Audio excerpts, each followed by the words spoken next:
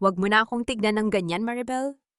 You were never meant to stay in this mansion. Pirmahan mo na ang mga papeles na ito at umalis ka na bago ko patawagin ang mga security. Ang boses ni Rodrigo ay parang haplit ng latigo sa katahimikan ng malawak na dining room. Sa gitna ng mahabang mesa nagniningning ang mga mamahaling kristal at pilak na kagamitan, ngunit ang pansin ni Maribel ay nakatuon lamang sa puting sobrang inilapag ng kanyang asawa. Sa tabi ni Rodrigo nakatayo si Sofia, ang babaeng itinuring niyang kapatid, ang matalik niyang kaibigan, na ngayon ay nakahawak sa braso ni Rodrigo ng may pagmamalaki. Dahan-dahang ibinaba ni Maribel ang dala niyang serving dish. Ang kare-karing iyon ay 4 na oras niyang niluto. Tiniis ang init ng kalan at ang hapdi ng tumalsik na mantika sa kanyang braso dahil iyon ang paboritong ulam ni Rodrigo para sa kanilang ika-8 anibersaryo. Ang kanyang mga daliri ay nanginginig at ang bawat hibla ng kanyang kalamnan ay tila naninigas sa lamig na nagmumula sa kanyang sikmura. Ang singsing sa kanyang daliri ay tila naging isang mabigat na kadena, sumasakal sa kanyang sirkulasyon habang tinititigan ang nakaumbok na tiyan ni Sofia sa ilalim ng suot nitong mamahaling sutla. 8 years Rodrigo, ang tanging lumabas sa tuyot na labi ni Maribel.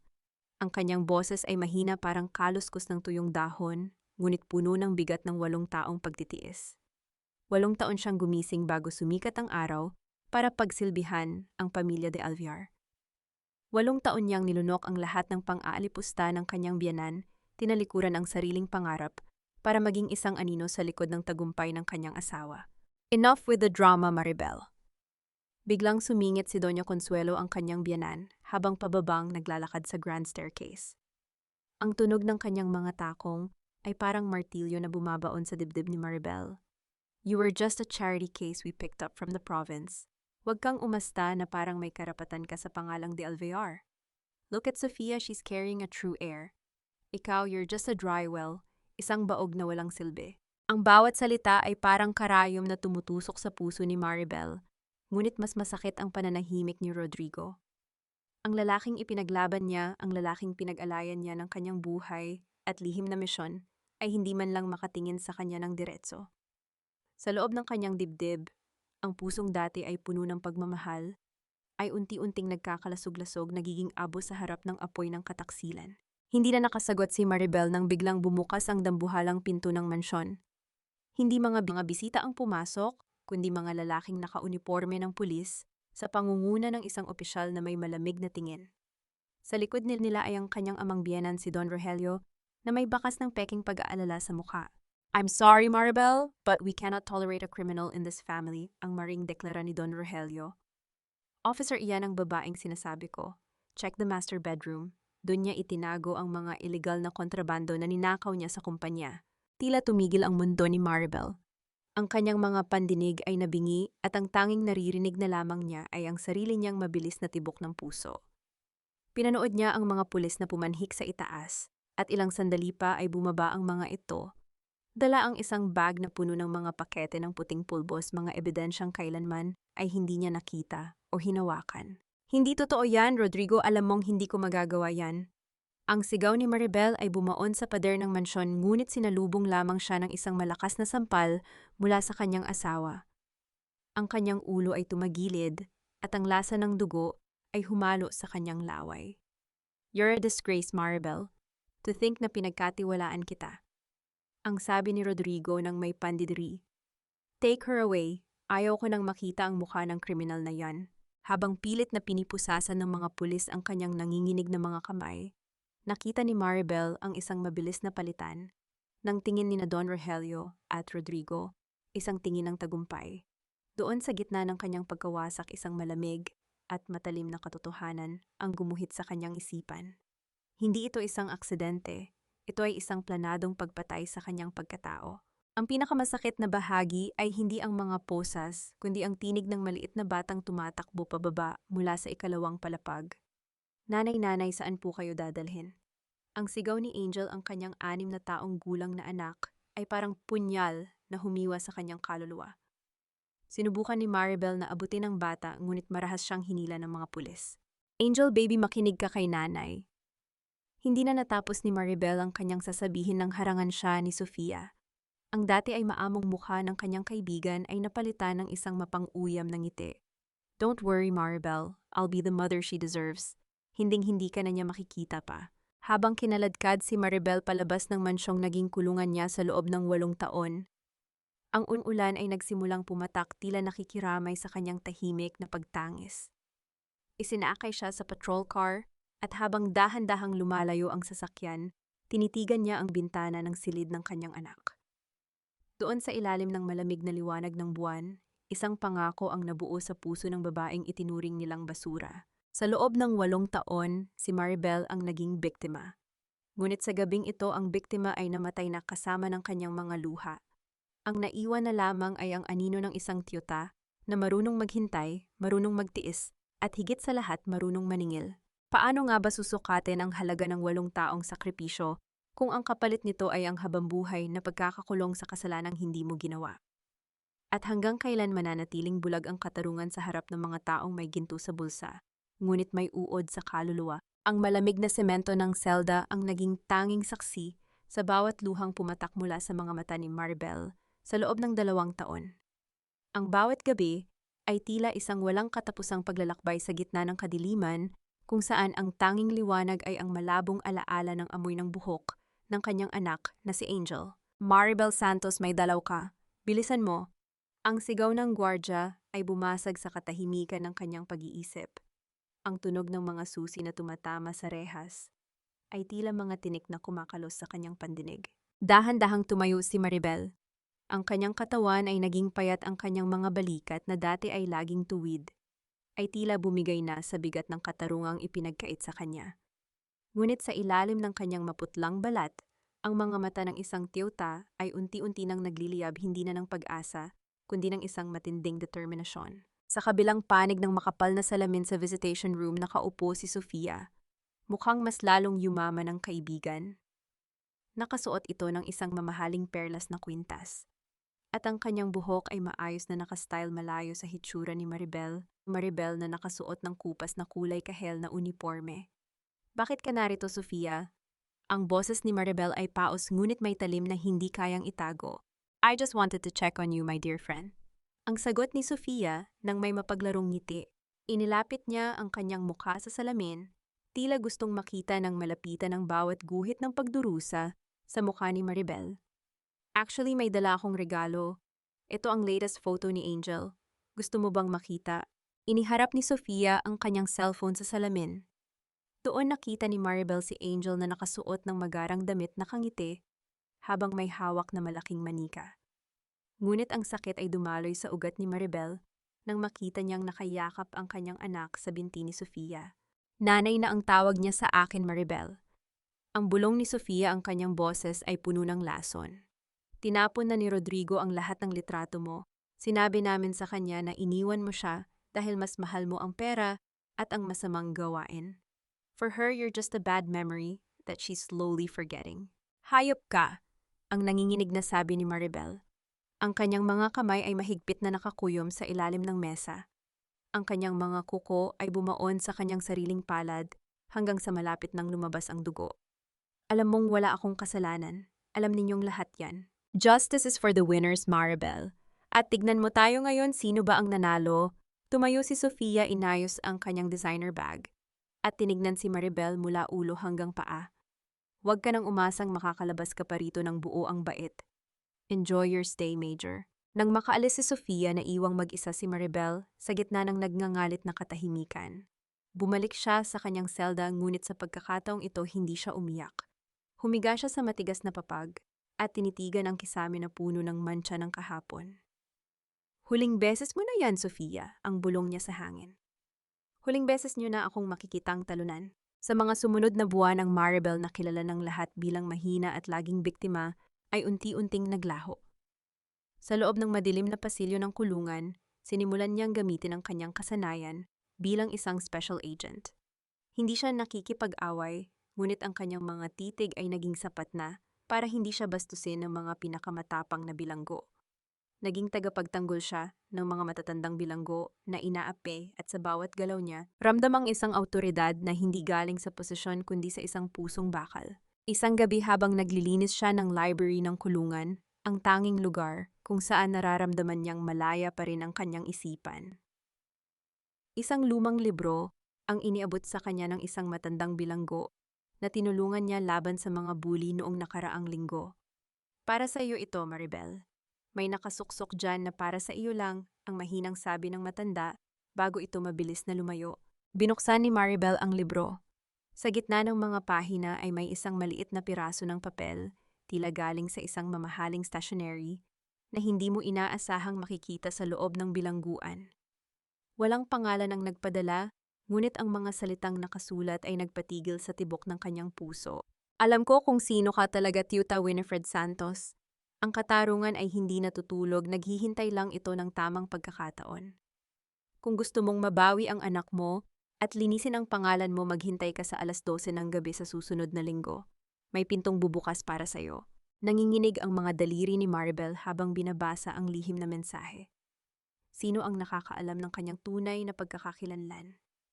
Sino ang taong ito na nag-aalok ng kalayaan sa gitna ng kanyang kawalan ng pag-asa? Habang ang anino ng mga rehas ay humahaba sa sahig ng library, naramdaman ni Maribel ang muling pagkabuhay ng kanyang dugo. Ang apoy ng paghihiganti ay hinaluan ng isang bagong klase ng kaba. Sa labas ang kulog ay gumuhit sa kalangitan, tila isang babala na ang bagyong parating ay hindi basta-basta mawawala. Ang bawat patak ng ulan sa bubungan ng kulungan ay naging tunog ng mga yabag ng isang taong paparating, isang taong maaaring maging tagapagligtas niya o ang huling pako sa kanyang kabaong. Ang 12:00 ng gabi ay malapit na. At sa gabing iyon, ang kapalaran ni Maribel ay muling magbabago sa paraang hindi niya kailanman inakala. Laya ka na, Maribel Santos. Huwag mo na kaming bibigyan ng sakit ng ulo ulit. Pirmahan mo na ang mga huling release papers at lumayas ka na sa paningin ko. Ang boses ng warden ay walang bahid ng emosyon, tila isang sirang plaka na paulit-ulit na naririnig ni Maribel. Inilapag nito ang isang maliit na plastic na bag sa ibabaw ng mesa, ang lahat ng natirang pag-aari niya bago siya naging bilanggo, 7421. Isang lumang pitaka na wala ng laman, isang rosaryo, na putol na ang tali, at ang suot niyang damit noong gabi ng anibersaryo na ngayon ay amoy amag at luma na. Dahan-dahang lumakad si Maribel palabas ng dambuhalang pintong bakal ng Correctional Institute for Women. Ang bawat hakbang niya ay tila pagtulak sa isang mabigat na pader. Paglabas niya, ang sikat ng araw ay tumama sa kanyang mukha, dahilan upang mapapikit siya ng mariin. Ang liwanag ay masyadong masakit, masyadong mapanghusga para sa isang taong nasanay sa dilim ng selda sa loob ng 2 taon. Tumingin siya sa kanyang paligid. Walang naghihintay. Walang pamilyang may dalang bulaklak, walang anak na tatakbo para yakapin siya. Ang kalsada ay puno ng mga taong nagmamadali, mga sasakyang nagbubuga ng itim na usok at ang ingay ng lungsod na tila isang dambuhalang hayop na handa siyang lamunin muli. Ang bawat busina ng mga dumaraang jeepney ay pumupunit sa katahimikan ng kanyang isipan, tila nagpapaalala na ang mundo ay hindi huminto habang siya ay nagdurusa. Tiyuta Santos, isang malalim at kalmadong boses ang narinig niya mula sa kanyang likuran. Lumingon si Maribel at nakita ang isang lalaking nakasuot ng simpleng polo shirt at salamin nakasandal sa isang itim na SUV. Hindi ito ang hitsura ng isang salo, ngunit ang paraan ng pagtayo nito ay may bakas ng disiplina. Sino ka? Paano mo nalaman ang pangalang yan? Ang boses ni Maribel ay matalim, ang kanyang defensive stance ay automatikong bumalik, ang mga kamay ay bahagyang nakakuyom. Ako si Tiago, ang nagpadala ng sulat sa iyo sa loob, ang sagot ng lalaki. Inayos nito ang kanyang salamin at binuksan ang pinto ng sasakyan. Huwag kang mag-alala, hindi ako kaaway. Sa katunayan, ako lang ang tanging kakampi mo sa labas na ito. Sumakay ka na bago pa tayo mapansin ng mga tauhan ni Don Rogelio. Sa loob ng sasakyan, ang amoy ng mamahaling leather at aircon ay tila isang estrangherong sensasyon para kay Maribel. Nanatili siyang tahimik habang binabagtas nila ang EDSA. Tumingin siya sa bintana at doon sa isang dambuhalang billboard sa tapat ng Guadalupe, nakita niya ang isang pamilyar na mukha. Si Sofia, nakasuot ito ng puting gown, nakangiti ng napakatamis habang may hawak na plaque para sa The Alvear Charity Foundation. Sa tabi nito ay si Rodrigo na mukhang mas matikas at mas makapangyarihan. Nakasulat sa billboard ang mga salitang "The Face of Integrity and Compassion", Naramdaman ni Maribel ang pag-akyat ng pait sa kanyang lalamunan. Ang kanyang mga daliri ay bumaon sa upuan ng sasakyan hanggang sa maramdaman niya ang sakit. Sila ang mukha ng integridad. Ang mga taong nagnakaw ng kanyang buhay at ng kanyang anak. Gusto mo silang pabagsakin, hindi ba? Ang basag ni Tiago sa katahimikan. Hindi ito nakakatingin sa kanya kundi diretso sa kalsada. Pero sa hitsura mong iyan, hindi mo sila malalapitan. Para sa kanila, ikaw ay isang basurang kinalimutan na para makaganti ka, kailangan mong mamatay muli. Dinala siya ni Tiago sa isang safe house sa isang tahimik na subdivision sa Taguig. Doon sa loob ng isang silid na puno ng mga makabagong kagamitan at mga dokumento, hinarap ni Maribel ang kanyang sarili sa salamin. Ang buhok niyang mahaba at magulo ay pinutol niya ng maikli hanggang sa balikat na lamang. Ang kanyang mga mata na dati ay puno ng luha ay naging kasing lamig ng yelo. Mula ngayon, wala na si Maribel Santos, sabi ni Tiago habang iniaabot sa kanya ang isang bagong passport at mga legal na dokumento. Meet Miss Winona Salcedo, isang mayamang investor mula sa Singapore na naghahanap ng mapaglalagakan ng kapital sa Manila. Sa papel, wala kang kinalaman sa pamilya de Alvear, pero sa katotohanan, ikaw ang magiging mitya ng kanilang paghina. Isinuot ni Maribel ngayon ay si Winona ang isang eleganteng itim na blazer. Tumingin siya muli sa salamin. Ang babaeng nasa harap niya ay hindi na ang kondawang api. Siya ay isang imahe ng kapangyarihan ng yaman at ng isang lihim na panganib. Kailan tayo magsisimula? Tanong ni Winona. Ang kanyang boses ay wala ng panginginig, tila isang kumpas ng kamatayan na nakatadhana ng mangyari. Bukas ang grand opening ng bagong hotel ng mga de Alvear. Imbitado ang lahat ng malalaking pangalan sa bansa. Sagot ni Tiago na may kakaibang kislap sa mga mata.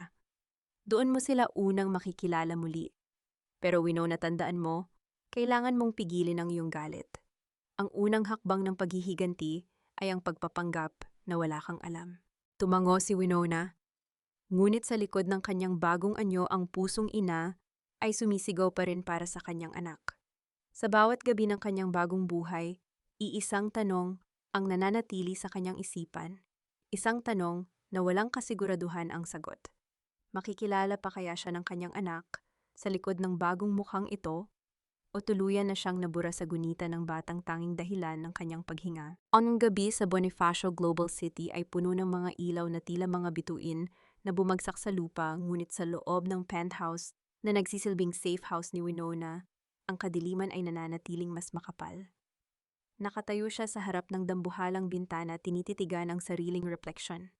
Ang suot niyang mamahaling silk na pantulog ay dumadausdos sa kanyang balat, isang marangyang pakiramdam na dati ay pangarap lamang, ngunit ngayon ay tila isang malamig na baluti. Hindi ka pa natutulog. Ang boses ni Tiago ay mahina nang gagaling sa dilim ng pasilyo. Narinig ni Winona ang mahinang paglapag ng isang baso sa ibabaw ng marmol na counter. Paano ako makakatulog kung ang bawat pagpikit ko ay mukha ng anak ko ang nakikita ko? Ang sagot ni Winona nang hindi lumingon. Sabihin mo sa akin, Tiago, bakit mo ito ginagawa? Bakit mo itinataya ang pangalan at buhay mo para sa isang dating bilanggo na wala namang maibibigay sa'yo? Lumakad si Tiago palapit hanggang sa maramdaman ni Winona ang init ng presensya nito sa kanyang likuran. Hindi ito masyadong malapit para maging bastos, ngunit sapat na para maramdaman niya ang bigat ng emosyon ng lalaki. Dahil pareho tayo, Winona, duwang bulong ni Tiago. Pareho tayong mga multo na pilit binubura ng pamilya de Alvear. Nakikita mo ang mga gusaling iyan? Ang bawat pundasyon niyan ay nakatayo sa ibabaw ng mga taong dinurog ni Don Rogelio, at isa na roon ang nanay ko. Dahan-dahang lumingon si Winona. Sa ilalim ng malabong liwanag mula sa labas, nakita niya ang lamat sa matatag na anyo ni Tiago. Ang mga mata nito na laging mukhang kalmado ay puno ngayon ng isang matandang sakit, isang sugat na tila hindi kailanman naghilom. Anak ako sa labas, Winona. Isang pagkakamali na pilit itinago ni Don Rogelio sa ilalim ng basahan. Patuloy ni Tiago, ang kanyang panga ay nagngangalit. Namatay ang nanay ko sa hirap habang ang tatay ko ay nagpapakasa sa yaman. Noong sinubukan kong lumapit sa kanya noong bata pa ako, ipinabugbog niya ako sa mga security niya at sinabihang huwag na huwag nang magpapakita. Doon ko natutunan na sa mundong ito ang katarungan ay hindi ibinibigay. Ito ay kinukuha. Natahimik ang buong silid. Ang tanging naririnig ay ang mahinang ugong ng aircon at ang malayo ngunit tuloy-tuloy na ingay ng trapiko sa ibaba. Sa sandaling iyon, ang pader na itinayo ni Winona sa paligid ng kanyang puso ay bahagyang nayanig. Hindi na niya nakikita si Tiago bilang isang misteryosong abogado, kundi bilang isang kaluluwang kasing sugat ng sa kanya. So gagamitin mo ako? Tanong ni Winona, ang kanyang boses ay may bahid ng pag-unawa kaysa sa galit. Gagamitin mo ang galit ko para makuha ang gusto mo. Gagamitin natin ang isa't isa, pagtatama ni Tiago. Inabot nito ang kamay ni Winona at dahan-dahang hinawakan ang kanyang mga daliri. Ang haplos nito ay mainit puno ng respeto at isang pangakong hindi binibigkas. Sugatan ka, Winona. Sugatan din ako. Pero ang dalawang taong sugatan kapag nagsama ay nagiging pinakamabagsik na kalaban. Tutulungan kitang makuha ang anak mo at tutulungan mo akong bawiin ang nararapat para sa nanay ko. Tinitigan ni Winona ang kanilang mga kamay na magkahawak. Isang kakaibang kislap ng damdamin ang dumaan sa kanyang sistema. Isang bagay na matagal na niyang kinalimutan. Ngunit mabilis din siyang bumalik sa realidad. Ang pag-ibig o pagtitiwala ay mga luho na hindi niya kayang bayaran sa ngayon. Tandaan mo, Tiago, sabi ni Winona habang dahan-dahang binabawi ang kanyang kamay. Kapag natapos na ito at nalaman kong niloko mo rin ako, hindi ako magdadalawang isip na unahin ka. Isang mapait na ngiti ang sumilay sa labi ni Tiago. I expect nothing less from a major. Nang makaalis si Tiago para bumalik sa kanyang silid, naiwan si Winona na may dalang kakaibang bigat sa dibdib. Lumakad siya patungo sa mesa kung saan nakalatag ang mga plano para sa susunod na araw. Ngunit sa pagdaan niya sa study table ni Tiago, may isang bagay na kumuha ng kanyang atensyon. Isang drawer na bahagyang nakabukas. Dahil sa kanyang kasanayan bilang espiya, hindi niya mapigilang silipin ang laman nito. Sa ilalim ng mga legal na dokumento, nakita niya ang isang itim na leather case. Binuksan niya ito at naramdaman ang lamig ng bakal. Isang baril, isang 9mm pistol, maayos ang pagkakalinis at puno ng bala. Sa tabi nito ay isang larawan ni Don Rogelio na may pulang X sa gitna ng noo, ngunit hindi ang baril ang nagpatigil sa paghinga ni Winona, kundi ang isang maliit na notebook sa tabi nito. Binuksan niya ang unang pahina at nakita ang isang listahan ng mga pangalan. Ang unang pangalan sa listahan ay Rodrigo de Alver, ang pangalawa ay Sofia, at ang pangatlong pangalan ay ang sarili niyang pangalan, Maribel Santos. Sa tabi ng kanyang pangalan may nakasulat na isang salita sa pulang tinta, disposable. Naramdaman ni Winona ang muling pagtigas ng kanyang puso. Ang init na naramdaman niya kanina ay biglang naging yelo. Habang ang tunog ng ulan ay nagsisimulang humampas sa salamin ng bintana, nalaman ni Winona na sa giyerang ito, wala siyang ibang maaaring pagkatiwalaan, kundi ang sarili niyang mga kamay. Sino nga ba si Tiago, ang tagapagligtas na ipinadala ng langit, o ang diablo na nagbabalat kayo para tapusin ang sinimulan ng mga de Alvear? Sinasabi ko sa iyo, Rodrigo, may nakita akong gumagalaw sa lumang silid ni Maribel kagabi. At ang amoy ng sampagitang yon, it was her favorite scent. Pakiramdam ko minamatyagan tayo ng babaeng yon mula sa kung saan. Ang boses ni Sofia ay matinis at puno ng kaba bumasag sa katahimikan ng malawak na master bedroom ng mga de Alvear. Nakatayo siya sa harap ng salamin, pilit na inaayos ang kanyang mamahaling hikaw, ngunit ang panginginig ng kanyang mga daliri ay hindi niya maitago. Sa likod niya si Rodrigo ay abala sa pag-ayos ng kanyang tuksado, ang muka ay bakas ng iritasyon at pagkapagod. Sofia, please, stop being so paranoid. 2 taon na ang nakalilipas mula nang mabulok si Maribel sa kulungan. She's nothing now. Ang iniisip mo ay gawa-gawa lamang ng konsensya mo, ang sagot ni Rodrigo nang hindi man lamang tumitingin sa asawa. Ang kanyang tinig ay malamig, walang bahid ng pagmamahal na dati niyang ipinapakita noong nagsisimula pa lamang ang kanilang relasyon sa likod ni Maribel. Hindi alam ni Rodrigo na sa labas ng kanilang bintana sa ilalim ng anino ng naglalakihang puno ng nara, isang itim na sasakyan ang nakaparada. Sa loob nito nakaupo si Winona Salcedo, ang kanyang mga mata ay matalas na nakatitig sa liwanag na nagmumula sa silid na dati niyang kinalalagyan. Ang kanyang puso ay tila isang pirasong yelo na unti-unting naninigas, bawat tibok ay nagpapaalala sa kanya ng bawat sampal at bawat pag-aalipusta na natanggap niya sa loob ng bahay na yon. Ready ka na ba? Ang boses ni Tiago ay nanggaling sa driver's seat. Kahit alam ni Winona ang tungkol sa listahang nakita niya kagabi, pinili niyang manatiling kalmado. Sa larong ito, ang unang magpapakita ng emotion ay ang unang matatalo. Handa na akong ipakita sa kanila na ang multong kinalimutan nila ay may bago ng pangalan. Ang sagot ni Winona, ang kanyang boses ay kalmado, ngunit may dalang bigat ng isang paparating na unos. Ang engranding ballroom ng The Alvar Grand Hotel ay puno ng halimuyak ng mga sariwang bulaklak at ang tunog ng mga violin na tumutugtog ng isang masayang himig.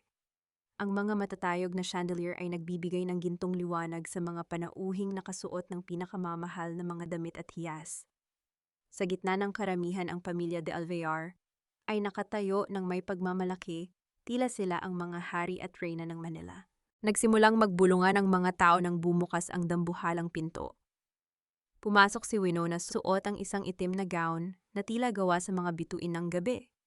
Ang bawat hakbang niya ay may dalang awtoridad. Ang kanyang ulo ay nakataas malayo sa Maribel na laging nakayuko at nakatago sa kusina.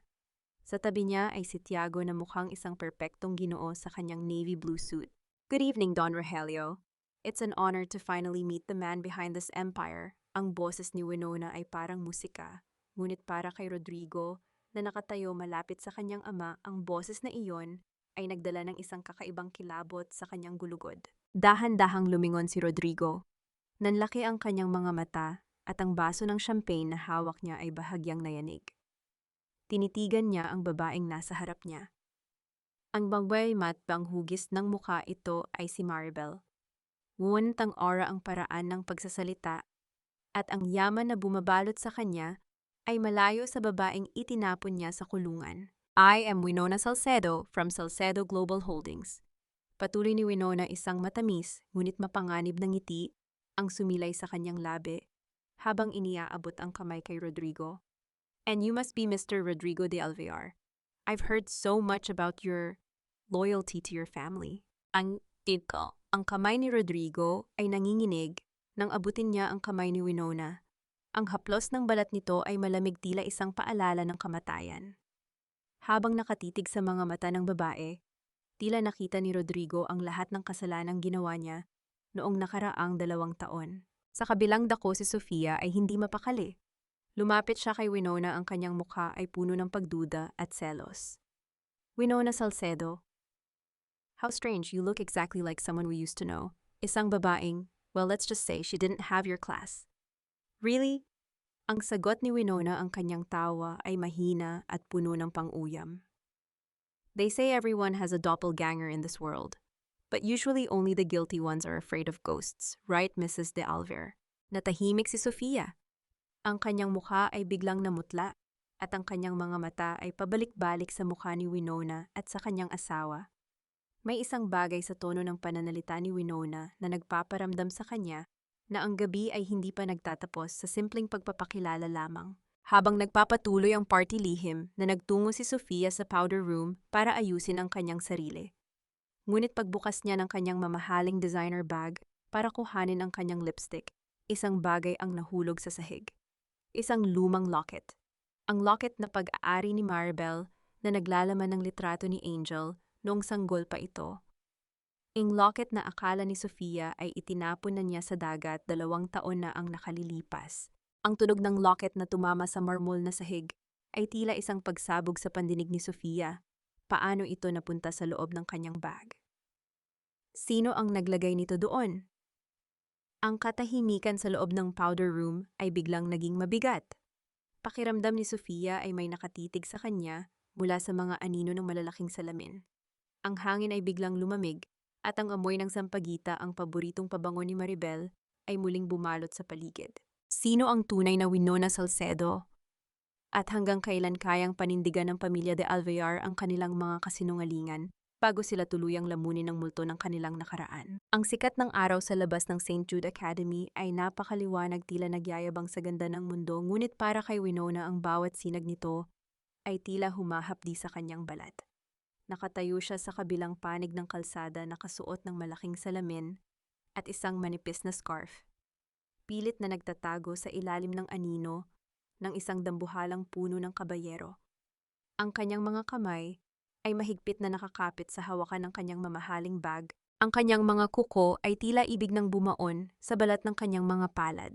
Lumabas ang mga bata mula sa dambuhalang gate ng paaralan mga paslit na nakasuot ng malinis na uniforme nagtatakbuhan at nagtatawanan habang sinalubong ng kanilang mga magulang. At doon sa gitna ng karamihan, nakita niya ang isang maliit na figura na naglalakad ng mag-isa, si Angel, ang kanyang anak. Ang huling beses na nayakap ni Winona ang bata ito ay isang sanggol pa lamang na amoy gatas at pulbos. Ngayon si Angel ay isang batang babae na may mahabang buhok na nakapusod at may dalang mabigat na bag na tila mas malaki pa sa kanyang maliit na katawan. Ang bawat hakbang ni Angel ay walang kislap, ang kanyang mga mata ay laging nakatingin sa kanyang sariling mga sapatos, malayo sa sigla ng ibang mga bata sa kanyang paligid. Hindi na namalayan ni Winona na ang kanyang mga paa ay kusa ng humahakbang patungo sa bata. Ang bawat pagitan ng kanilang distansya ay tila 1 kilometro ng pasakit. Nang makalapit siya, naupo siya sa isang bench malapit sa kinatatayuan ni Angel. "Hi, little one, naghihintay ka ba ng sundo mo?" Ang boses ni Winona ay nanginginig, pilit niyang pinipigilan ang pagpiyok ng kanyang lalamunan. Gusto niyang sumigaw, gusto niyang dambahin ang bata at hinding-hindi na bitawan, ngunit ang katuwiran ay nananatiling nakagapos sa kanyang isipan. Tumingala si Angel. Ang mga mata nito ay eksaktong kopya ng mga mata ni Winona, puno ng lungkot at isang uri ng lalim na hindi dapat nararanasan ng isang bata. "Opo, si Mommy Sofia po." Sabi niya malilate daw po siya ng kaunti kasi may meeting siya sa foundation. Naramdaman ni Winona ang isang matinding bugso ng galit nang marinig ang pangalan ni Sofia. "Mommy Sofia, mabait ba siya sa'yo?" Yumuko si Angel, ang kanyang maliit na kamay ay pilit na hinihila ang mahabang manggas ng kanyang cardigan para itago ang kanyang braso. Ngunit hindi nakaligtas sa matalas na mata ng isang ina ang isang bahid ng lila at asul na pasa sa bandang pulso ng bata. Ang hininga ni Winona ay tila tumigil. Ang kanyang puso ay pinipiga ng isang hindi nakikitang kamay. "Anong nangyari sa kamay mo, Angel?" "Wala po, nadapa lang po ako sa playground." Ang mabilis na sagot ng bata. Isang sagot na halatang itinuon sa kanya ng isang taong takot. Ang boses ni Angel ay tila isang maliit na ibon na may bali ang pakpak. "Huwag kang magsisinungaling sa akin, anak." Ang muntik nang masabi ni Winona, ngunit mabilis niyang kinagat ang kanyang labi. Inabot niya ang kamay ni Angel at dahan-dahang hinaplos ang pasa. Ang haplos na iyon ay puno ng lahat ng mga gabi ng pangungulila sa loob ng selda, lahat ng mga dasal na inalay niya para sa kaligtasan ng bata. Eksaktong sa sandaling iyon, isang marangyang puting sasakyan ang huminto sa harap nila. Bumukas ang pinto at lumabas si Sofia, nakasuot ng isang eleganteng floral dress at nakasuot ng malaking shades. Ang kanyang mukha ay agad na nagbago nang makita ang isang estrangherong babae na may hawak sa kamay ni Angel. "Angel, come here right now." Ang sigaw ni Sofia, ang boses ay matalim at puno ng awtoridad. Mabilis na lumapit si Angel sa kanya, tila isang tuta na takot mapalo. "Sino ka? Bakit mo hinahawakan ang anak ko?" Dahan-dahang tumayo si Winona. Ang kanyang aura ay biglang nagbago mula sa isang nagdadalamhating ina patungo sa isang malamig at makapangyarihang Winona Salcedo. Inayos niya ang kanyang scarf at tinitigan si Sofia ng diretso sa mga mata.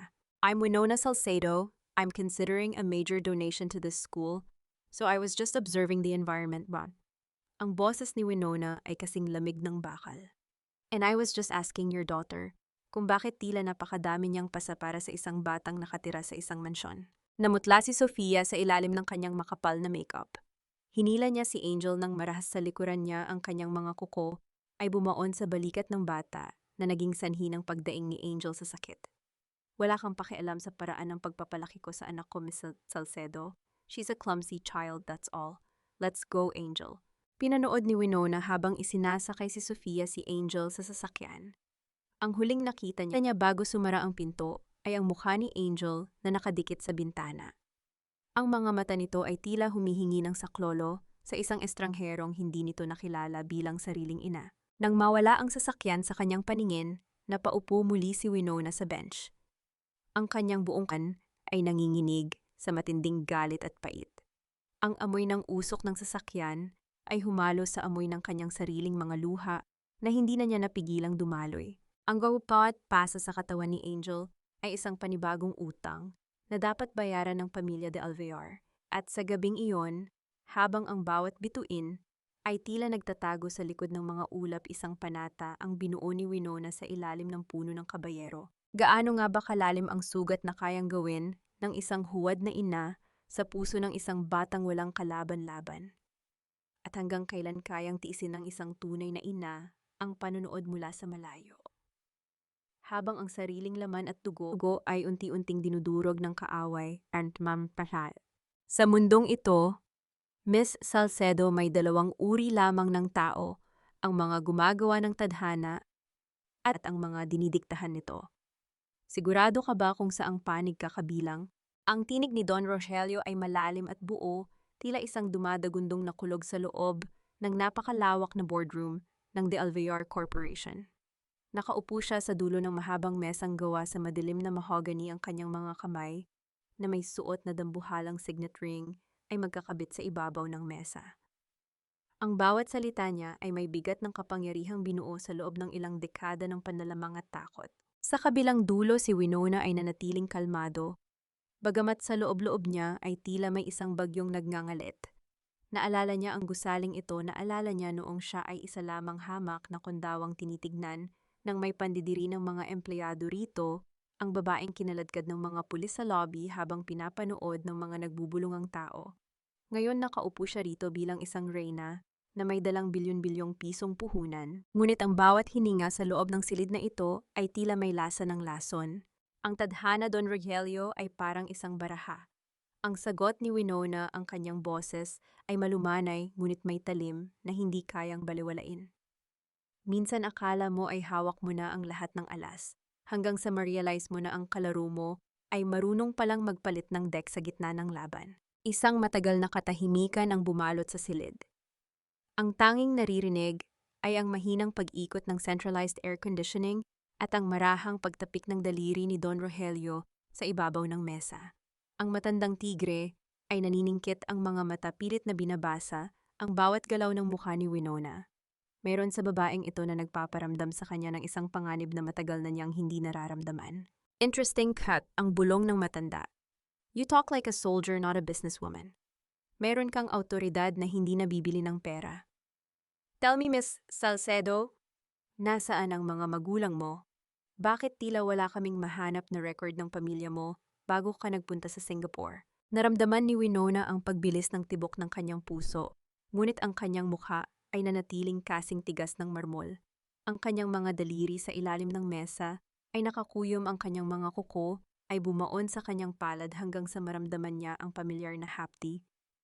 Iyon ang kanyang mitsa, ang sakit na nagpapaalala sa kanya na hindi siya dapat bumigay. Ngunit mga taong katulad ko, Don Rogelio, ay hindi nabubuhay sa nakaraan. Ang sagot niya nang may kasamang malamig na ngiti. Ang mga magulang ko ay bahagi na ng kasaysayan. Ang mahalaga ay ang hinaharap na inaalok ko sa De Alvear Corporation. Unless meron kayong itinatago na kinatatakutan ninyong mabulgar kapag pumasok ako sa inyong kumpanya. Tumawa si Don Rogelio, isang tawang walang katuwaan. Natatakot ako, wala pang taong nakapagpayanig sa pundasyon ng pamilyang ito. Hindi ang batas, hindi ang mga kaaway, at lalong hindi ang isang misteryosong babaeng bigla na lang sumulpot mula sa kawalan. Sa sandaling iyon, bumukas ang pinto ng boardroom at pumasok si Rodrigo, dala ang ilang mga folder. Nang makita niya si Winona, tumigil siya sa paglakad. Ang kanyang mga mata ay pabalik-balik sa kanyang ama at sa babaeng tila isang buhay na bangungot para sa kanya. Father, kailangan mo itong makita. Ang sabi ni Rodrigo, ang kanyang boses ay may panginginig. Inilapag niya ang isang dokumento sa harap ni Don Rogelio. Ang audit sa ating foundation, may mga butas. Isang malaking halaga ang nawawala at ang lahat ng pirma ay nakaturo kay Sofia. Ang mukha ni Don Rogelio ay biglang naging kulay abo. Ang kanyang kaninang mayabang na aura ay biglang napalitan ng isang matinding galit. Tumingin siya kay Winona na tila sinusuri kung may kinalaman ito sa nangyayari. I think Miss Pasalcedo, kailangan nating ipagpaliban ang usapang ito, ang mariing sabi ni Don Rogelio. May mga kailangan kaming ayusin sa loob ng pamilya. Of course, ang sagot ni Winona habang dahan-dahang tumatayo. Inayos niya ang kanyang blazer at kinuha ang kanyang bag. Sabi ko naman sa inyo, ang tadhana ay mapaglaro. Minsan ang kalaban ay hindi nanggagaling sa labas kundi sa loob mismo ng sarili ninyong pamamahay. Habang naglalakad si Winona palabas ng boardroom, ramdam niya ang matalas na titig ni Don Rogelio sa kanyang likuran. Alam niyang nagsimula na ang pagguho ng tour ng mga De Alver. Ang lamat na ginawa niya sa pagitan ni na Sofia at ng pamilya ay unti-unti nang lumalaki. Ngunit bago siya makalabas ng opisina, hinawakan ni Rodrigo ang kanyang braso. Ang hawak nito ay mahigpit, puno ng desperasyon at isang uri ng takot.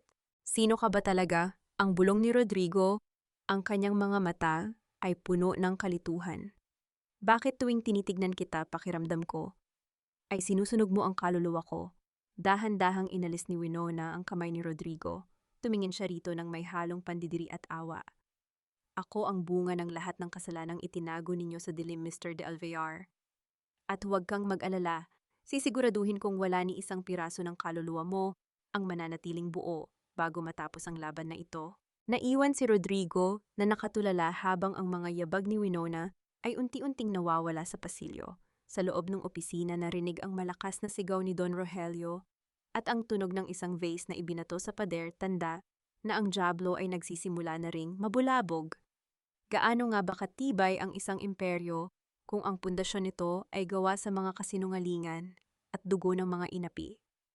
At sino ang mas nakakatakot, ang diablong nakaupo sa trono o ang anghel na bumalik mula sa impyerno para maningil? Mako, mas lalo kang nagiging gwapo kapag seryoso ang mukha mo, Rodrigo. Pero bakit parang may dala kang bigat sa iyong mga balikat?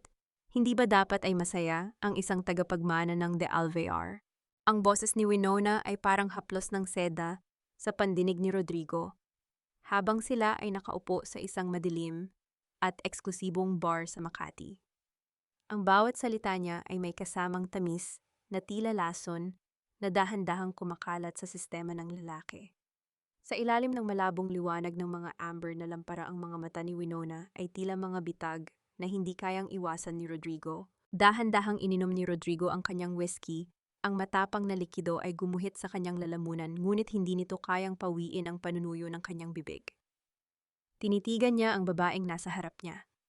Sa bawat pagkakataong magkasama sila, ang pakiramdam ng pagiging pamilyar ay mas lalong tumitindi, ngunit natatakot siyang alamin kung bakit.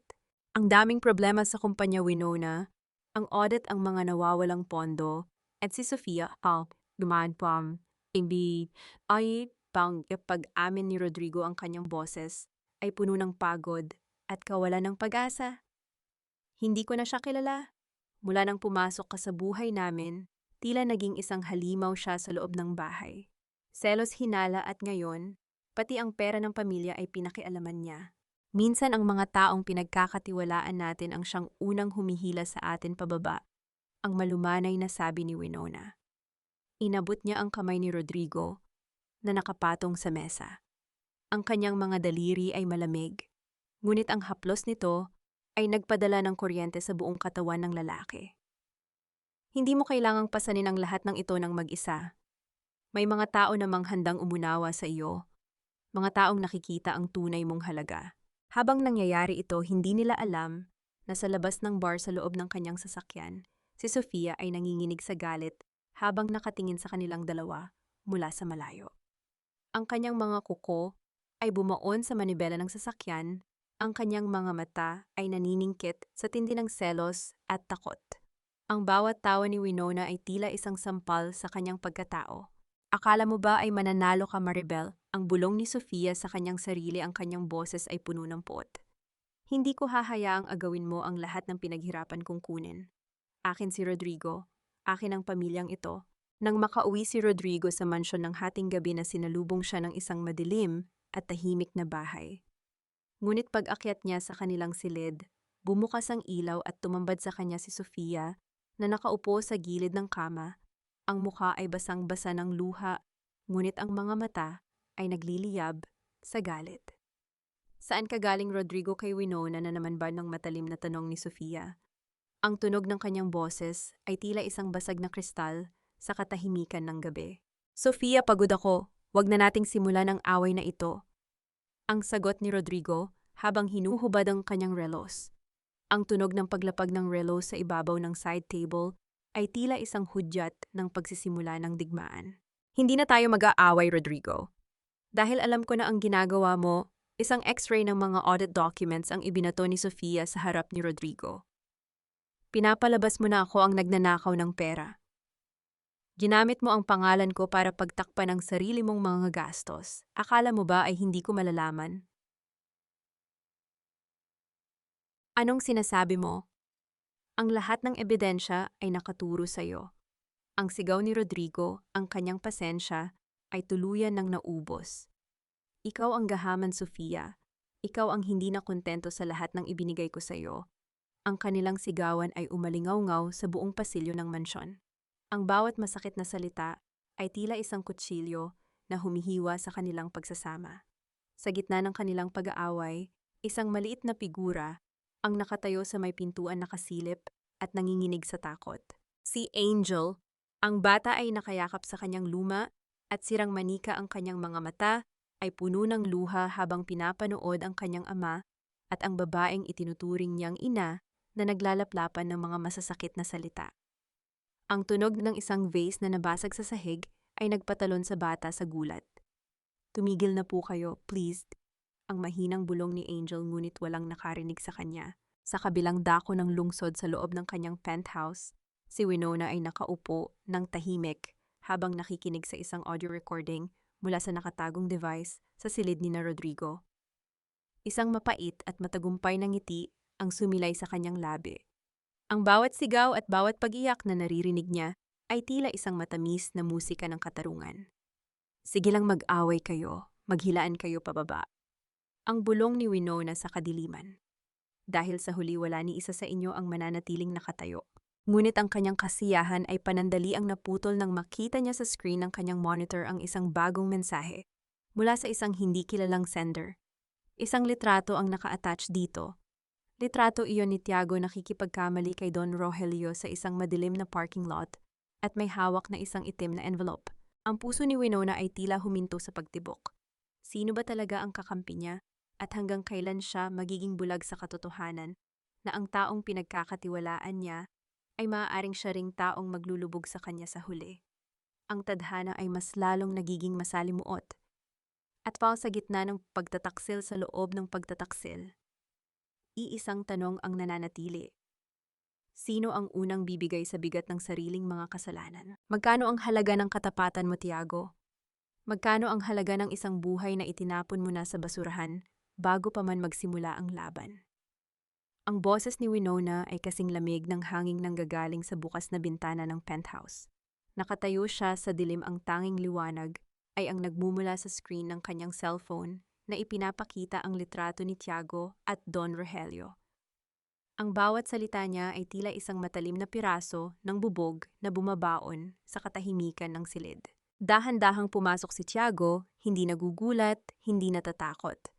Inilapag niya ang kanyang itim na briefcase sa ibabaw ng sofa at tinanggal ang kanyang salamin. Ang tunog ng paglapag ng briefcase ay tila isang hudyat ng pagtatapos ng kanilang huwad na alyansa. Tinitigan niya si Winona nang may isang ekspresyong hindi mabasa, isang halo ng lungkot, pagod, at isang uri ng kalupitang ngayon lamang nakita ng babae. Akala ko ba ay matalino ka, Winona? Akala ko ba ay sanay ka sa mga laro ng mga espiya? Ang malumanay na sagot ni Tiago. Lumakad siya patungo sa minibar at nagsalin ng tubig. Ang tunog ng likidong dumadaloy sa baso ay tila bawat segundo ng oras ang bibilang sa huling hininga ng kanilang tiwala. Sa mundong kinalalagyan natin, walang permanenteng kakampi. Mayroon lang tayong mga taong pansamantalang naglalakad sa parehong landas. Landas ng pag-uulit ni Winona nang may mapait na tawa. Ang landas na tinutukoy mo ba ay ang paggamit sa akin bilang disposable na pawn sa laro mo para makuha ang mana mo. Nakita ko ang notebook mo, Tiago. Alam ko ang plano mo mula pa nung una. Tumigil si Tiago sa pag-inom. Dahan-dahan siyang lumingon at sa ilalim ng malamig na liwanag ng buwan, nakita ni Winona ang pagbabago sa anyo ng lalaki. Ang ginoong nakilala niya ay naglaho at ang pumalit ay ang tunay na anak ni Don Rogelio, isang taong handang mandurog para makuha ang katarungang sa tingin niya ay nararapat para sa kanya. Kung ganoon wala na tayong kailangang pag-usapan pa niyang sabi ni Tiago. Ang kanyang boses ay wala ng emosyon kasing tigas ng semento. Sa isang mabilis na galaw kinuha ni Tiago ang kanyang baril mula sa ilalim ng kanyang coat. Ang tunog ng pag-cock ng baril ay umalingaw-ngaw sa buong penthouse, isang mechanical na tunog na nagpatayo ng balahibo ni Winona. Itinutok niya ang dulo ng baril diretso sa pagitan ng mga mata ni Winona. Pasensya na, Winnie. Pero mas mahalaga ang plano kaysa sa nararamdaman ko, ang bulong ni Tiago. It's just business. Kailangan ni Don Rogelio ng isang sakripisyo para maniwala siyang nasa panig niya ako. At ikaw ang pinakamagandang alay na maibibigay ko sa kanya. Naramdaman ni Winona ang malamig na pawis na gumugulong sa kanyang likuran, ngunit ang kanyang mga paa ay nanatiling nakadikit sa sahig. Ang kanyang pagsasanay bilang special agent ay automatikong gumana. Ang kanyang isipan ay nagsimulang magkalkula ng distansya ng anggulo at ng pagkakataong mabuhay. Ngunit mas masakit kaysa sa banta ng bala ay ang katotohanang ang lalaking pinagkatiwalaan niya, ang lalaking akala niya ay nakakaintindi sa kanyang sakit, ay siya ring taong handang pumatay sa kanya. Ganyan ka ba kadesperado, Tiago? Ang hamon ni Winona ang kanyang boses ay nanatiling matatag kahit na ang kanyang puso ay nagkakaluray-luray na sa loob. Ganyan ka ba kahina na kailangan mong pumatay ng isang inang ang tanging hangad lang ay mabawi ang anak niya? Huwag mong gamitin ang anak mo para konsensyahin ako. Ang sigaw ni Tiago ang kanyang kamay na may hawak ng baril ay bahagyang nanginginig. Ang lahat sa mundong ito ay may presyo, Winona, at ang presyo ng kalayaan ko ay ang pagkawala mo. Habang ang tensyon ay umaabot sa sukdulan, biglang narinig ang isang kakaibang tunog mula sa pintuan ng penthouse. Isang mabilis at sunod-sunod na pagkatok na tila humihingi ng saklolo. Daddy Tiago, buksan niyo po ang pinto, ang boses ni Angel. Ang boses ng bata ay tila isang kidlat na tumama sa gitna ni Winona at Tiago. Ang baril sa kamay ni Tiago ay bahagyang bumaba. Nanlaki ang mga mata ni Winona sa takot at kalituhan. Paano napunta si Angel dito sa ganitong oras? Huwag mong bubuksan ang pinto, Tiago. Ang babala ni Winona, ang kanyang boses ay puno ng kaba. Bitag ito. Hindi darating si Angel dito ng mag-isa. Ngunit bago pa man makakilos si Tiago ang pinto, ay marahas na bumukas. Hindi si Angel ang pumasok, kundi si Sofia na may hawak na isang tablet, kung saan maririnig ang boses ni Angel na umiiyak. Sa likod ni Sofia ay ang mga tauhan ni Don Rogelio, mga lalaking may bitbit na dambuhalang kagamitang pang-torture at mga baril. Ang ganda ng drama niyo, nakakatouch, ang wika ni Sofia nang may mapang-uyam na tawa. Pero mukhang pareho kayong na-checkmate ni Don Rogelio. Tiago, akala mo ba ay hindi alam ng ama mo ang laro mo? At ikaw, Maribel o Winona? O kahit ano pa ang itawag mo sa sarili mo, oras na para matapos ang lahat. Ang gumayat tahana at mabilis na pinalibutan, sina Winona at Tiago. Ang baril ni Tiago ay kinuha ng isa sa mga lalaki at siya ay marahas na itinulak sa sahig. Si Winona naman ay naramdaman ng malamig na bakal ng isa pang baril sa kanyang sentido. Nasaan ang anak ko, Sofia? Ang sigaw ni Winona, ang kanyang galit ay hindi na mapigilan. Nasa isang lugar kung saan hinding-hindi mo na siya makikita muli, maliban na lang kung susunod ka sa amin ng walang reklamo. Ang sagot ni Sofia habang nilalapitan si Winona at binibigyan ito ng isang malakas na sampal. Welcome to your real prison, Maribel. Habang kinaladkad sila palabas ng penthouse, ang huling nakita ni Winona ay ang mukha ni Tiago, isang mukha ng pagsisisi o marahil ay isang panibagong pagkukunwari. Sa gitna ng kaguluhan, isang tanong ang nananatili sa isipan ni Winona habang unti-unti siyang nawawalan ng malay. Dahil sa isang itinakip na panyo sa kanyang ilong, sino ang tunay na nagtraidor sa kanya? At sa huling sandali ng kanyang buhay, magagawa pa kaya niyang iligtas ang anak niya mula sa mga kamay ng mga halimaw na ito? Gising na ang munting prinsesa ng kulungan. Akala mo ba ay habang buhay kang makakapagtago sa likod ng mga mamahaling damit at peking pangalan, Maribel? Ang boses ni Sofia ay parang kaskas ng kutsilyo sa kalawang na yero bumasag sa masakit na pagdaloy ng kamalayan ni Winona. Idinilat ni Winona ang kanyang mga mata ngunit ang tanging nakita niya ay ang malabong liwanag ng isang bumbilyang kumukurap-kurap sa kisame. Ang amoy ng kalawang lumang gulong at napanis na pagkain ay dumikit sa kanyang ilong tila isang paalala. Na bumalik na naman siya sa ilalim sa lugar kung saan itinapon ang mga taong wala ng halaga. Naramdaman ni Winona ang hapdi ng mga lubid na nakatali ng mahigpit sa kanyang mga pulso at bukong-bukong. Nakaupo siya sa isang matigas na silyang gawa sa bakal sa gitna ng isang abandonadong bodega. Sa kabilang dulo ng silid, nakita niya si Tiago. Ang kanyang kakampi ay nakagapos din ng mukha ay puno ng pasa, at ang gilid ng labi ay dumadaloy ang sariwang dugo. Ang kanyang mamahaling suit ay punit-punit na isang kabalintunaan sa kanyang imahe bilang isang matalinong abogado. Tignan mo ang sarili mo, Maribel. Ang patuloy ni Sofia habang dahan-dahang lumalakad paikot sa kanya ang tunog ng kanyang mga takong sa semento ay tila bawat segundo ng orasang bibilang sa kamatayan. Nagmukha ka lang kasing yaman namin sa loob ng ilang linggo, pero sa huli dito rin ang bagsak mo. Isang basurang itinapon at ngayon ay tuluyan ng susunugin. Nasaan ang anak ko? Ang boses ni Winona ay paus ang bawat salita ay nagdudulot ng hapdi sa kanyang tuyot na lalamunan. Ngunit sa likod ng panghihina ang kanyang isipan ay nagsisimula ng kumilos. Sinusukat niya ang higpit ng lubid, hinahanap ang bawat posibleng kahinaan sa kanyang paligid. Ang kasanayan niya bilang tiyuta ay hindi nawala. Mas lalo lamang itong tumalas sa gitna ng panganib. Huwag kang mag-alala kay Angel, she's safe. For now, ang sagot ni Sofia nang may mapang-uyam na ngiti. Inilabas niya ang isang maliit na gunting mula sa kanyang bulsa at dahan-dahang nilaro ang dulo nito sa pisngi ni Winona. Pero alam mo, Maribel, nakakaawa ang batang iyon. Paulit-ulit niyang tinatanong kung nasaan ang tunay niyang nanay. Sabi ko namatay na ang nanay niya sa kulungan dahil sa sobrang sama. At alam mo ba, naniwala siya. Naramdaman ni Winona ang isang matinding pagsabog ng sakit sa loob ng kanyang dibdib. Isang sakit na mas matindi kaysa sa anumang pisikal na torture. Ang imahe ni Angel na umiiyak at naniniwala sa kasinungalingan ni Sofia ay tila isang punyal na paulit-ulit na sumasaksak sa kanyang puso. Ang kanyang mga mata ay nag-init ngunit pinigilan niyang pumatak ang luha. Hindi sa harap ng babaeng ito. Winnie, I'm sorry? Ang mahinang bulong ni Tiago mula sa kabilang dulo. Inangat nito ang kanyang ulo, ang mga mata ay puno ng tunay na pagsisisi. Ang baril It was a bluff.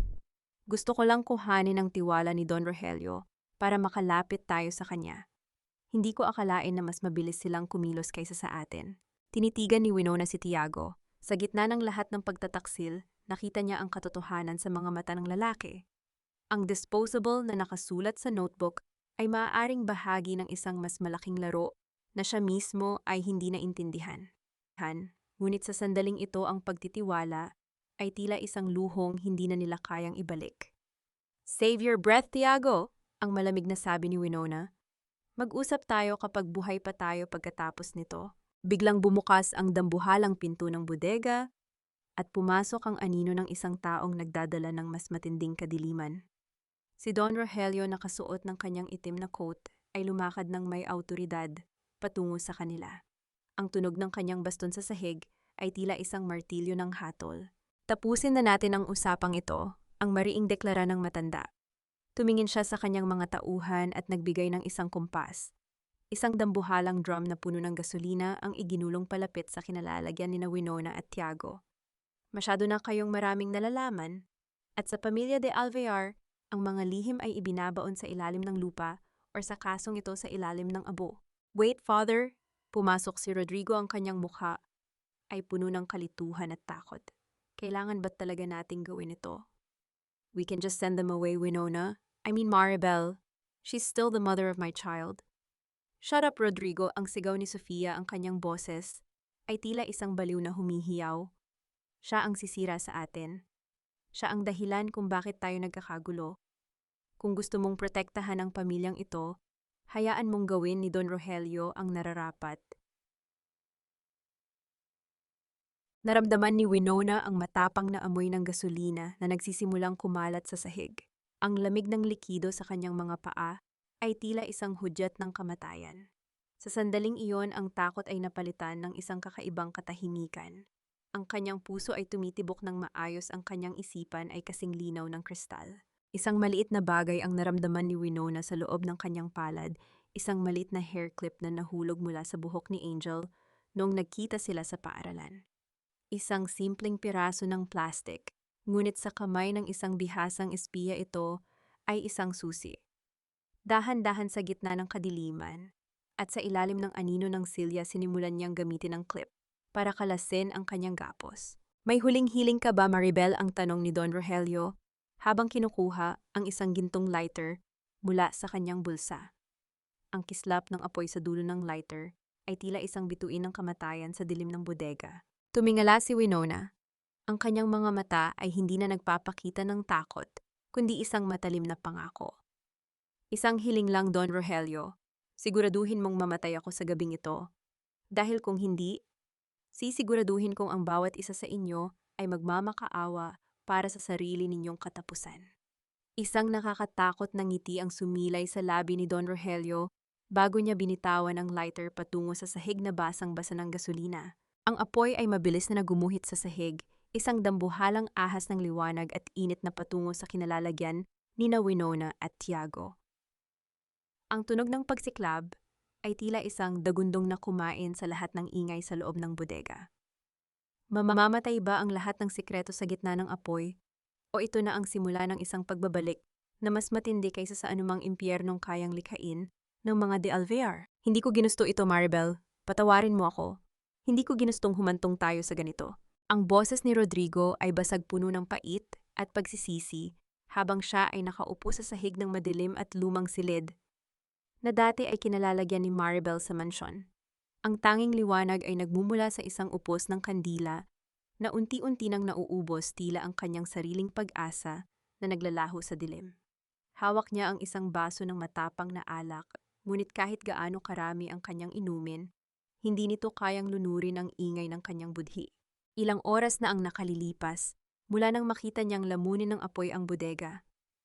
Ang bawat pagsiklab ng apoy na nakita niya sa kanyang balintataw ay tila isang huling sigaw ni Maribel na humihingi ng katarungan. Ang kanyang mga kamay ay nanginginig at ang bawat kaluskos ng hanging dumadaan sa bintana ay tila bulong ng babaeng itinuring niyang basura, ngunit ngayon ay naging multo ng kanyang bawat gabi. Bakit ka pa naririto, Rodrigo? Nagdadalamhati ka ba sa basurang iyon? Huwag kang magmalinis, kasama ka sa bawat planong ginawa namin. Ang boses ni Sofia ay tila isang matalim na kidlat na bumasag sa katahimikan. Nakatayo siya sa may pintuan nakasuot ng isang mamahaling silk robe. Ang kanyang mukha ay puno ng pandidiri habang pinapanood ang kanyang asawa.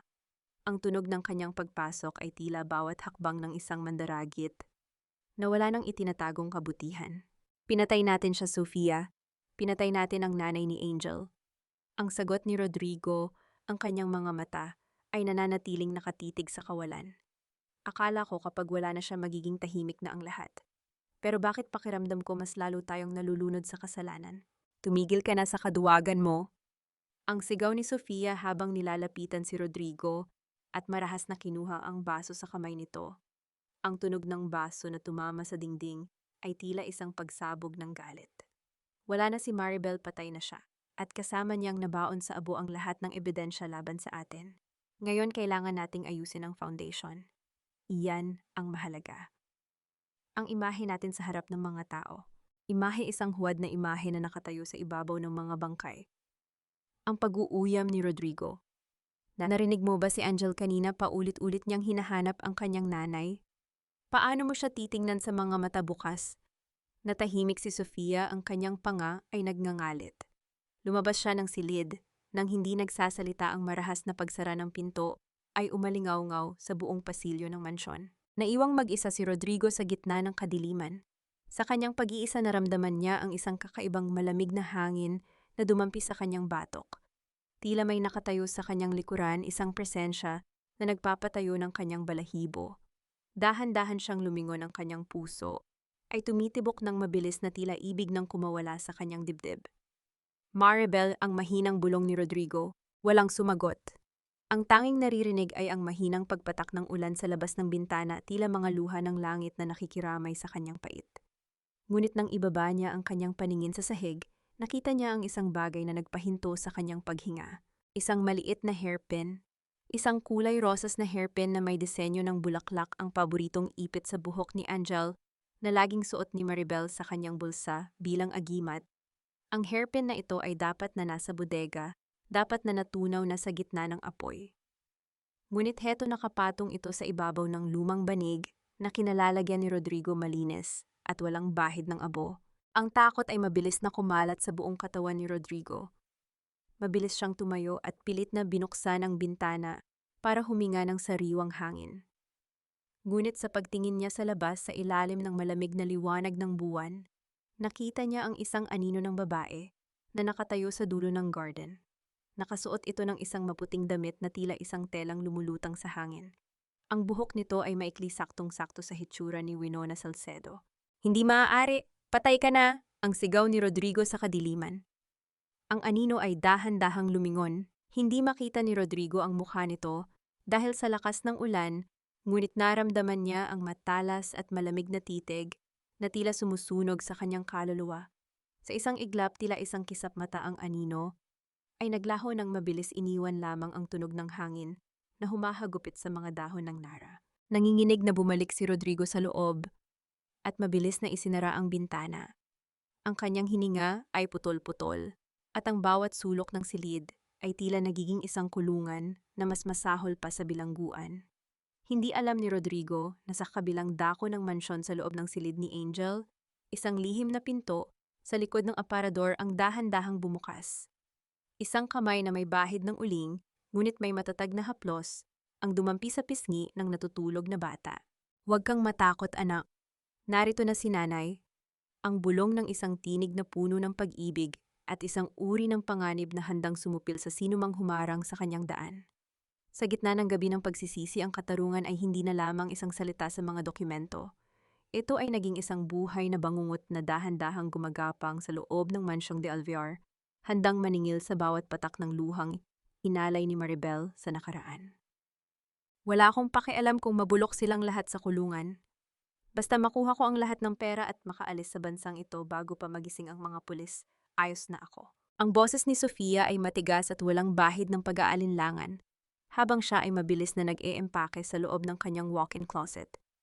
Ang bawat piraso ng mamahaling alahas, ang mga dambuhalang brilyante, at ang mga bundle ng cash mula sa lihim na vault ng De Alvear Foundation ay marahas niyang isinisilid sa isang malaking designer bag.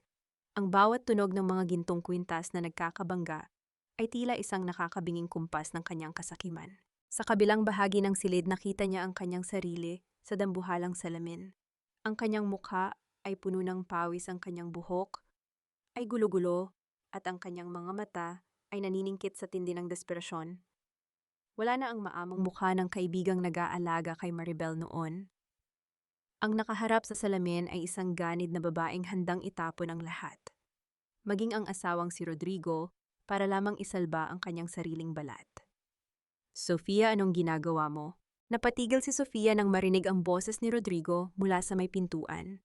Dahan-dahan siyang lumingon, ang kanyang puso ay tumitibok ng mabilis, ngunit ang kanyang mukha ay agad na nagsuot ng isang huwad na maskara ng pag-aalala. "Rodrigo, kailangan nating umalis." Ngayon na ang mabilis na pagsisinungaling ni Sofia habang isinasara ang kanyang bag. "Nabalitaan ko na ang mga awtoridad ay papunta na rito. Sinusubukan kitang iligtas, mahal ko. Kinuha ko ang lahat ng mahahalagang dokumento at pera para magkaroon tayo ng panimula sa ibang bansa." Lumakad si Rodrigo palapit, ang kanyang mga mata ay puno ng kalituhan at kawalan ng tiwala. Tinitigan niya ang bag na punong-puno ng alahas at pera. "Panimula o pagtakas ng mag-isa?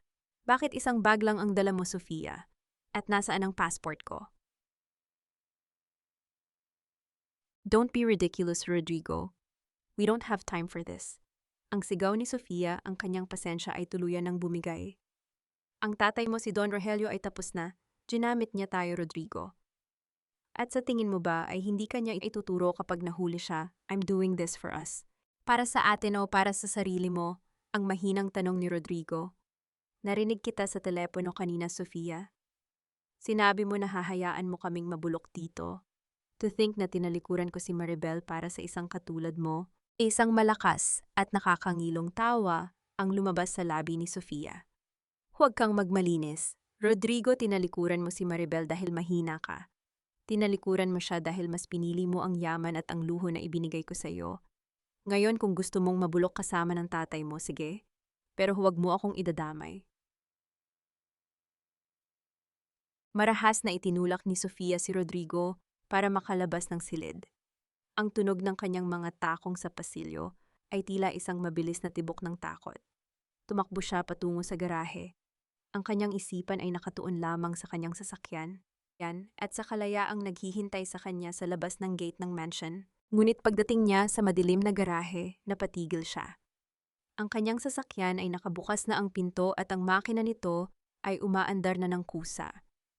Isang itim na anino ang nakaupo sa loob, tila naghihintay sa kanya. Sino yan, Aling Remedios, ikaw ba yan? Ang tanong ni Sofia, ang kanyang boses ay nanginginig sa takot habang hinihigpitan ng hawak sa kanyang bag. Dahan-dahang bumukas ang pinto ng driver's seat at lumabas ang isang babae. Sa ilalim ng malamig na liwanag ng garahe, tumambad ang mukha ni Winona Salcedo, or sa pagkakataong ito ang mukha ni Maribel na wala ng anumang balat kayo. Ang kanyang suot ay itim mula ulo hanggang paa, at ang kanyang mga mata ay nagliliyab sa isang uri ng katarungang matagal nang naantala. Looking for this? Ang boses ni Maribel ay kasing lamig ng yelo habang itinaas niya ang isang itim na folder, ang mga original na bank records ng foundation na itinago ni Sofia para i-frame si Rodrigo. Maribel, paano? Paano ka nabuhay? Ang nauutal na tanong ni Sofia. Napaatras siya hanggang sa tumama ang kanyang likod sa pader. Ang kanyang dambuhalang bag ay nalaglag sa sahig, at ang tunog ng mga alahas na kumalat sa semento ay tila tunog ng kanyang sariling pagbagsak. Hindi ako basta-basta namamatay sa apoy, na kayo mismo ang nagparikit, Sofia. Ang sabi ni Maribel habang dahan-dahang lumalapit. Ang bawat hakbang niya ay puno ng awtoridad at bigat. Akala mo ba ay makakatakas ka pagkatapos mong saktan ng anak ko? O akala mo ba ay hahayaan kitang makuha ang perang ninakaw mo sa mga taong umaasa sa foundation? I can explain, Maribel, pilit lang ako ni Don Rogelio. Rodrigo was the one who planned everything. Ang pagmamakaawa ni Sofia, habang lumuluhod sa sahig ang kanyang mukha, ay basang-basa ng luha. Patawarin mo ako, Maribel. Kaibigan mo ako, di ba? Kaibigan? Isang mapait na ngiti ang sumilay sa labi ni Maribel.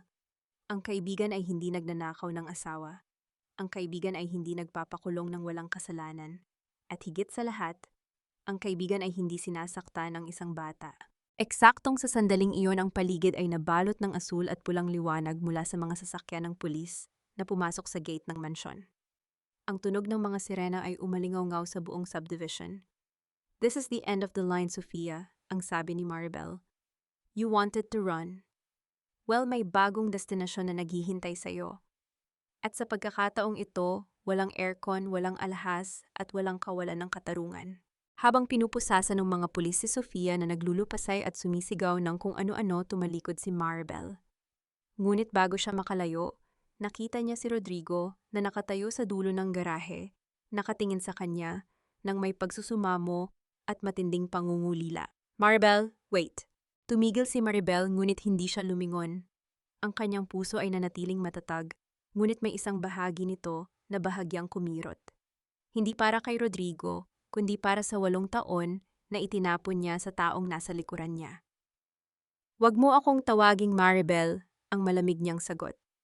Ang babaeng iyon ay namatay na sa gabing pinili mong maniwala sa kasinungalingan kaysa sa katotohanan. Habang ang mga pulis ay nagsisimulang pumasok sa loob ng mansyon para arestuhin si Don Rogelio, isang tanong ang nanatili sa isipan ni Maribel habang papalabas siya ng garahe.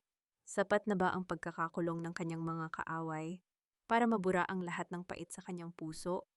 O ang tunay na laban ay magsisimula pa lamang sa sandaling magkaharap sila ng kanyang anak? Ang dangal para sa mga De Alvear ay isang kasuotang isinusuot lamang sa harap ng maraming tao. Ngunit sa gabing ito, huhubaran natin ang katotohanan sa harap ng buong mundo. Ang Manila Hotel Grand Ballroom ay punong-puno ng halimuyak ng mga imported na bulaklak at ang nagniningning na liwanag mula sa mga dambuhalang crystal chandelier. Ang bawat panauhin ay nakasuot ng kanilang pinakamagarang hiyas, mga taong kabilang sa pinakamataas na antas ng lipunan. Sa gitna ng entablado nakatayo si Don Rogelio de Alvear, suot ang kanyang tuxedo na tila simbolo ng kanyang hindi matitinag na kapangyarihan. Nakangiti siya habang hinahawakan ang gintong tropeo para sa Businessman of the Year. Ang tagumpay ng kumpanyang ito ay nakatayo sa pundasyon ng integridad at pagtulong sa kapwa. Ang mapagkunwaring boses ni Don Rogelio ay umalingaw-ngaw sa buong ballroom sinalubong ng masigabong palakpakan. Ngunit ang palakpakan ay biglang naputol ng ang malalaking LED screen sa likod ng entablado na dapat ay magpapakita ng kanyang mga naitulong sa bansa ay biglang kumurap at napalitan ng kulay dugo. Ang mga imahe ng mga bata sa foundation ay naglaho at ang pumalit ay ang mga digital na kopya ng mga bank ledger, mga selyadong dokumento ng money laundering, at mga video ng lihim na transaksyon sa mga pantalan ng Manila. Ang bulong-bulungan ay mabilis na kumalat sa buong ballroom, tila isang apoy na tinangay ng hangin.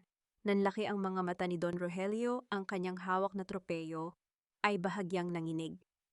Anong kabalastugan ito? Patayin niyo ang mga screen na yan. Ang sigaw niya, ngunit ang kanyang boses ay nabaon sa isang bagong tunog. Ang tunog ng mga yabag ng matitigas na sapatos na sabay-sabay na naglalakad patungo sa gitna ng ballroom. Bumukas ang dambuhalang pinto sa dulo ng hall at pumasok ang isang pangkat ng mga opisyal mula sa National Bureau of Investigation at Philippine National Police. Ngunit sa gitna nila ang lahat ng atensyon ay nakatuon sa isang babae. Si Winona Salcedo ay wala na.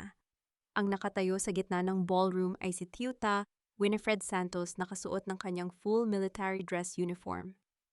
Ang kanyang mga medalya ay kumikinang sa ilalim ng ilaw at ang kanyang mukha ay kasing tigas ng marmol. Ang kanyang aura ay hindi na ng isang biktima kundi ng isang hukom na handang magbaba ng hatol.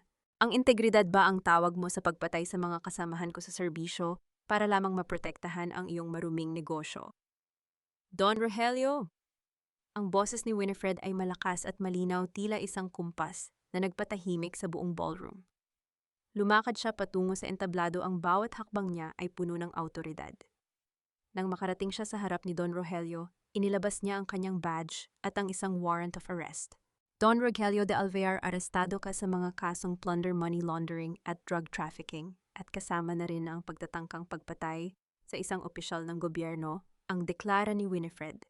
Ang kanyang mga mata ay nanatiling nakatitig sa matanda, walang bahid ng takot. Wala kang ebidensya.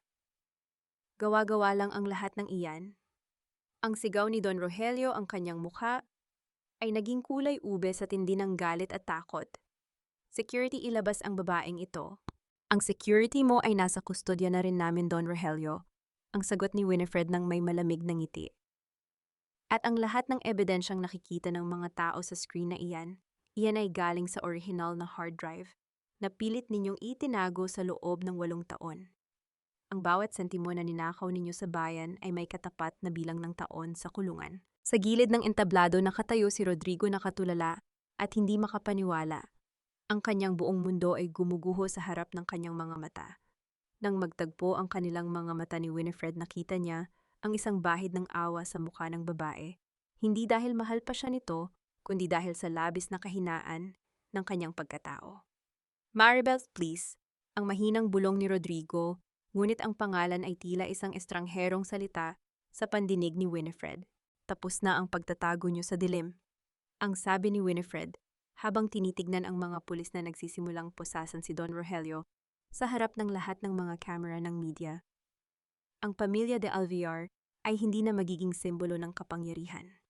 Mula sa gabing ito, kayo ay magiging paalala sa lahat na walang sikretong hindi nabubunyag at walang kasalanang hindi pinagbabayaran. Habang kinakaladkad si Don Rogelio pababa ng entablado, ang matanda ay patuloy na sumisigaw at nagmumura, ngunit ang kanyang mga salita ay wala ng talim. Ang lahat ng mga panauhin ay nakatingin nang may pandidiri sa taong dati nilang hinahangaan. Tumayo si Winifred sa gitna ng entablado, tinititigan ang dambuhalang ballroom. Naramdaman niya ang isang matinding gaan sa kanyang dibdib. Ang bigat ng 8 taon ay tila naglaho na kasabay ng bawat posas na ibinanday sa kanyang mga kaaway. Ngunit ang kanyang laban ay hindi pa tapos. Tiyuta Santos, kailangan nating hanapin ang bata ang bulong ng isa sa kanyang mga tauhan. Tumango si Winifred. Ang tagumpay na ito ay walang halaga kung hindi niya mababawi ang tanging bagay na tunay niyang pag-aari. Ngunit bago pa sila makakilos, isang malakas na tunog ng pagbasag ng salamin ang narinig mula sa itaas na palapag ng hotel. Ang lahat ay napatingala at doon sa balcony ng second floor, nakita nila si Sofia na nakatakas pala mula sa mga pulis sa mansyon kanina at may hawak na isang granada sa kanyang nanginginig na kamay. At sa tabi niya, nakagapos at umiiyak ay si Angel. "Huwag kayong lalapit. Papatayin ko ang batang ito. Sisabog tayong lahat." Ang sigaw ni Sofia, ang kanyang mga mata ay puno ng kabaliwan. Ang katarungan ay tila muling nanganib sa gitna ng huling hininga ng desperasyon ng kaaway. Paano nga ba ililigtas ng isang ina ang kanyang anak sa gitna ng isang pagsabog na kayang burahin ang lahat ng kanyang pinaghirapan? "Huwag kayong lalapit. Isang hakbang pa at sasabog tayong lahat dito." Ang boses ni Sofia ay tila isang punyal na pilit bumasag sa nagyayelong katahimikan ng Manila Hotel Grand Ballroom. Nakatayo siya sa balcony, ang kanyang mga mata ay naniningkit sa tindi ng kabaliwan habang ang kanyang nanginginig na kamay ay mahigpit na nakakapit sa isang granada. Sa kabilang braso niya nakagapos at umiiyak si Angel, ang maliit na katawan ng bata ay nanginginig sa takot habang nakadikit sa malamig na rehas ng balcony. Sa ibaba, ang lahat ng panauhin ay tila naging mga rebulto ng takot. Ang mga bodyguard ni Don Rogelio ay nakaluhod na sa sahig habang nakataas ang mga kamay at ang matanda mismo ay nakaposas na pinapanood ang pagguho ng kanyang huling alas. Si Tita Winifred Santos ay humakbang pasulong, ang kanyang mga mata ay matalas na nakatitig kay Sofia. Ang bawat tibok ng kanyang puso ay tila isang tambol na nagbababala ng panganib, ngunit ang kanyang mukha ay nanatiling kasing lamig ng bakal. Bilang isang special agent, alam niya ang bawat anggulo ng panganib, ngunit bilang isang ina, ang bawat hikbi ni Angel ay tila isang libong saksak sa kanyang kaluluwa. "Sofia, tignan mo ako." Ang boses ni Winifred ay malumanay ngunit may awtoridad na hindi kayang baliin. 8 taon tayong naging magkaibigan. Alam ko kung sino ka bago mo hinayaan na lamunin ka ng yaman ng mga de Alver. Hindi ka mamamatay tao, Sofia. Ibaba mo ang granada. "Magkaibigan, pinagtatawanan mo lang ako, Maribel. Lagi kang mas magaling, lagi kang mas mahal ni Rodrigo." Ang sigaw ni Sofia, ang kanyang boses ay pumiyok sa tindi ng emotion. "Ngayon wala na akong lahat. Ang pera, ang mansyon, ang pangalan. Kinuha mo ang lahat sa akin." "Hindi ko kinuha ang mga iyon, Sofia. Ikaw ang nagtapon sa kanila sa sandaling pinili mong pagtaksilan ang katarungan." Ang sagot ni Winifred habang dahan-dahan pa ring humahakbang patungo sa hagdan. "Bitawan mo ang bata. Si Angel ay walang kinalaman sa galit mo sa akin. Siya ay inosente. Nanay-nanay, tulungan niyo po ako." Ang sigaw ni Angel ay umalingaw-ngaw sa buong ballroom, isang tinig na nagpatigil sa mundo ni Winifred. Sa unang pagkakataon sa loob ng maraming taon, tinawag siya ng kanyang anak sa pangalang matagal na niyang pinangulilaan. Eksaktong sa sandaling iyon, isang anino ang mabilis na gumalaw mula sa likuran ni Sofia. Si Tiago, na akala ng lahat ay nakagapos pa rin sa bodega, ay lumitaw mula sa mga kortina ng balcony. Ang kanyang mukha ay puno ng galos, ngunit ang kanyang mga mata ay nagliliyab sa determinasyon. Sa isang mabilis na galaw, hinawakan ni Tiago ang braso ni Sofia na may hawak ng granada at pilit itong itinaas pa itaas. Ang tunog ng pagbubuno ng dalawa ay tila isang nakakangilong ingay sa pandinig ng mga nasa ibaba. "Takbo, Winona, kunin mo ang bata," ang sigaw ni Tiago habang pilit niyang pinipigilan si Sofia. Hindi nagsayang ng sandali si Winifred. Tumakbo siya paakyat ng hagdan ng mas mabilis kaysa sa hangin. Nang marating niya ang balcony, mabilis niyang hinablot si Angel mula sa pagkakaipit at niyakap ito ng napakahigpit, tila ibig niyang ipasok muli ang bata sa loob ng kanyang sariling katawan para maprotektahan ito. "Nakuha ko na siya, Tiago, bitawan mo na," ang sigaw ni Winifred. Marahas na itinulak ni Tiago si Sofia at ang granada ay tumalsik sa isang sulok ng balcony. Ang lahat ay napayuko sa takot ng isang pagsabog, ngunit sa halip na apoy, ang lumabas lamang ay isang makapal na puting usok. Ang granada ay isang smoke bomb, ang huling panlilinlang ni Sofia para makatakas, ngunit maging yon ay nabigo. Sinalubong ng mga pulis si Sofia sa balcony at marahas itong pinusasan. Ang kanyang mga sigaw ng pagmumura ay unti-unting humina habang kinakaladkad siya pababa. Samantala si Don Rogelio ay nakatayo sa gitna ng ballroom, pinapanood ang kanyang kumpanya na kinukumpiska ng mga awtoridad. Ang bawat piraso ng kanyang imperyo ay tila mga tuyong dahon na tinatangay ng hangin. Dahan-dahang lumakad si Winifred pababa ng hagdan, karga-karga si Angel na ngayon ay mahimbing nang umiiyak sa kanyang balikat. Pagdating niya sa ibaba, sinalubong siya ni Rodrigo. Ang lalaki ay nakaluhod sa sahig, ang kanyang mukha ay basang-basa ng luha, tinitignan ang kanyang mag-ina ng may sukdulang pagsisisi. Maribel, Winifred, patawarin mo ako. Naging bulag ako, naging duwag ako. Ang pagsusumamo ni Rodrigo tinatangkang hawakan ang laylayan ng uniforme ni Winifred. Tinitigan ni Winifred ang lalaking minsan niyang minahal nang higit sa kanyang buhay. Sa kanyang mga mata wala ng galit, wala ng pait, tanging isang malalim na pagod at kawalan ng pakiramdam ang nananatili. Ang kapatawaran, Rodrigo, ay hindi ibinibigay sa mga taong humihingi lang dahil nahuli na sila mata. Ang malamig niyang sabi, ibinibigay ito sa mga taong marunong tumayo para sa katotohanan kahit walang nakakakita. At sa puntong iyon, matagal ka ng bigo. Pinanood ni Winifred habang isinasakay si Rodrigo at ang kanyang buong pamilya sa mga patrol car. Ang dambuhalang pintuan ng Manila Hotel ay dahan-dahang nagsara, tila isang huling hudyat ng pagtatapos ng isang madilim na kabanata sa kanyang buhay. Lumapit sa kanya si Tiago na may hawak na panyo para punasan ang dugo sa kanyang mukha. Tumingin sila sa isa't isa at sa gitna ng katahimikan ng gabi, isang matamis na ngiti ang sumilay sa mga labi ni Winifred. Ang alyansang nabuo sa gitna ng sakit ay nauwi sa isang tunay na pagkakaibigan o marahil ay higit pa doon. Ngunit habang papalayo sila sa hotel, naramdaman ni Winifred ang isang kakaibang panginginig sa kanyang bulsa. Inilabas niya ang kanyang burner phone at nakita ang isang bagong mensahe mula sa isang hindi kilalang numero.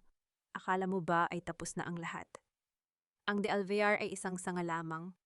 Ang ugat ay nasa ilalim pa rin ng lupa. Mag-ingat ka, Tiyuta. Ang tunay na laro ay magsisimula pa lamang. Ang puso ni Winifred ay tila muling huminto sa pagtibok. Tumingin siya sa kanyang anak na mahimbing nang natutulog sa kanyang tabi at sa labas ng bintana ng sasakyan, kung saan ang dilim ay tila muling bumabalot sa lungsod. Nakamit na nga ba ang tunay na katarungan? O ito ay isa lamang panandaliang katahimikan? Bago ang mas malakas na bagyo, ang bawat alon na humahampas sa pampang ng Batangas ay tila isang marahang haplos ng kalikasan. Asan isang pagtatangkang burahin ang bawat bakas ng sakit sa buhangin ng nakaraan. Sa ilalim ng dambuhalang puno ng talisay, nakaupo si Winifred, malayo sa ingay ng Maynila, malayo sa kinang ng mga chandelier, at malayo sa malamig na bakal ng mga rehas. Ang kanyang suot ay isang simpleng puting bestido na dahan-dahang nilalaro ng hanging dagat, isang imahe ng kapayapaang akala niya ay hinding-hindi na niya masisilayan. Nanay, tignan niyo po, nakakuha ako ng malaking seashell. Ang sigaw ni Angel ay puno ng dalisay na kagalakan, isang tunog na mas matamis pa sa anumang himig ng violin. Tumatakbo ang bata patungo sa kanya, ang kanyang mga binti ay malakas at malusog at ang kanyang mga mata ay wala ng bahid ng takot o lungkot. Ang bawat pasa sa kanyang katawan at sa kanyang kaluluwa ay unti-unti nang naglalaho, pinalitan ng kulay ng sikat ng araw at ng pag-asang hatid ng bawat bagong umaga. Dahan-dahang kinuha ni Winifred ang seashell at niyakap ang kanyang anak. Ang amoy ng dagat at ng buhok ni Angel ay tila isang gamot na humihilom sa bawat sugat sa kanyang puso. Napakaganda, anak, itago natin yan para sa iyong collection. Sa di kalayuan, nakatayo si Tiago, nakasandal sa isang lumang bangka. Wala na siyang suot na salamin at ang kanyang mukha ay mas nakaka-relax na ngayon. Lumapit siya sa mag-ina, ang kanyang bawat yabag sa buhangin ay tila isang pangako ng proteksyon na hindi na kailangan pang bigkasin. Sa loob ng 2 taon, mula nang gumuho ang pamilya De Alvear, si Tiago ang nanatili sa tabi ni Winifred, hindi bilang isang abogado kundi bilang isang kaibigang naging sandigan sa gitna ng matitinding unos. Ang balita mula sa lungsod, final na ang hatol kina Don Rogelio at Sofia. Habang buhay na pagkakakulong, ang mahinang sabi ni Tiago, ang kanyang boses ay kalmado. Tila ang balita ay isa na lamang lumang pahina ng dyaryo na tinangay na ng hangin. Si Rodrigo naman, balita ko ay nasa isang rehabilitation center. Sinisubukan din niyang buuin ang sarili niya, bagamat malayo sa inyo. Natahimik si Winifred. Tiningnan niya ang abot-tanaw kung saan ang langit at dagat ay nagtatagpo. Naitanong niya sa kanyang sarili, napatawad na ba niya sila? Ang kapatawaran ay hindi isang mabilis na desisyon, kundi isang mahabang proseso. Hindi niya mapapatawad ang mga kasalanang ginawa sa kanya, ngunit napatawad na niya ang kanyang sarili sa pagiging biktima. Binitawan na niya ang galit hindi dahil karapat-dapat ang mga de Alvier sa kapayapaan, kundi dahil karapat-dapat siya at si Angel sa isang buhay na hindi na nakagapos sa puot. Kapayapaan ang bulong ni Winifred sa hangin. Sa wakas, Tiago, nakakahinga na rin kami ng maluwag. You deserve this, Winnie. You fought a battle that would have crushed anyone else. But you stayed standing, ang sagot ni Tiago, habang dahan-dahang hinawakan ang kamay ni Winifred. Ang haplos nito ay hindi na puno ng tensyon, kundi ng isang tahimik at matatag na pag-ibig na dahan-dahang umuusbong sa gitna ng mga abo ng kanilang nakaraan. Habang ang araw ay dahan-dahang lumulubog, nagbibigay ng kulay kahel at lila sa buong karagatan, tiningnan ni Winifred ang kanyang anak na muling naglalaro sa tubig. Ang bawat tawa ni Angel ay tila isang deklarasyon ng tagumpay. Ang katarungan ay hindi lamang nakuha sa loob ng silid ng hukuman.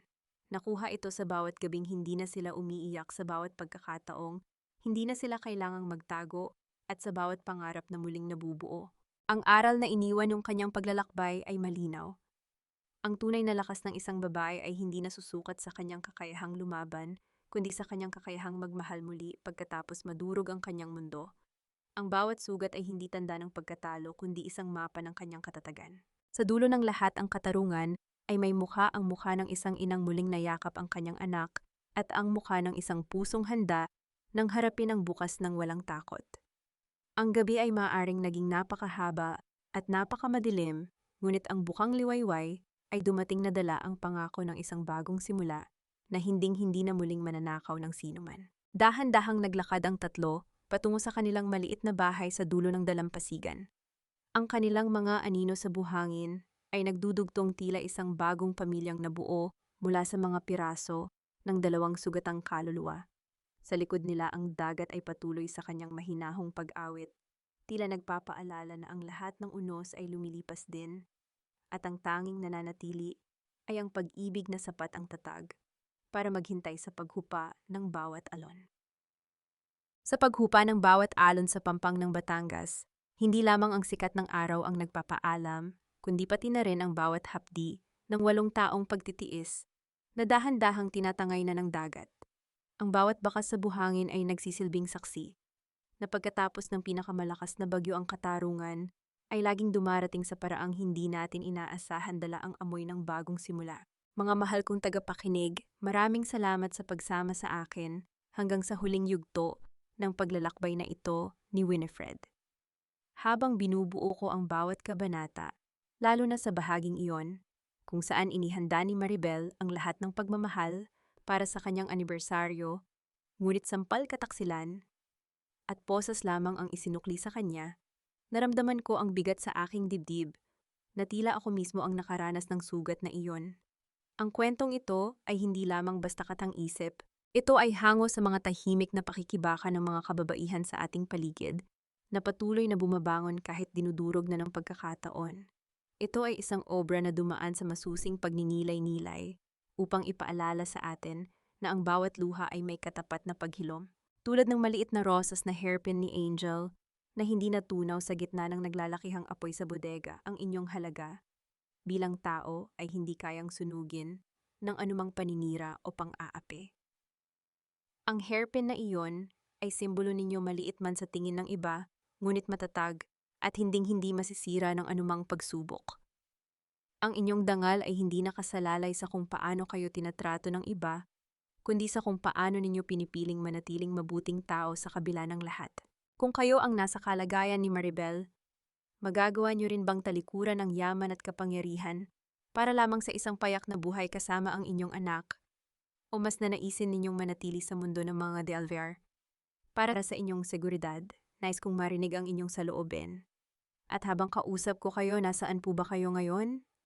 Marahil ay nagluluto ng tanghalian, nagtutupi ng mga damit, o nagpapahinga pagkatapos ng isang nakakapagod na araw.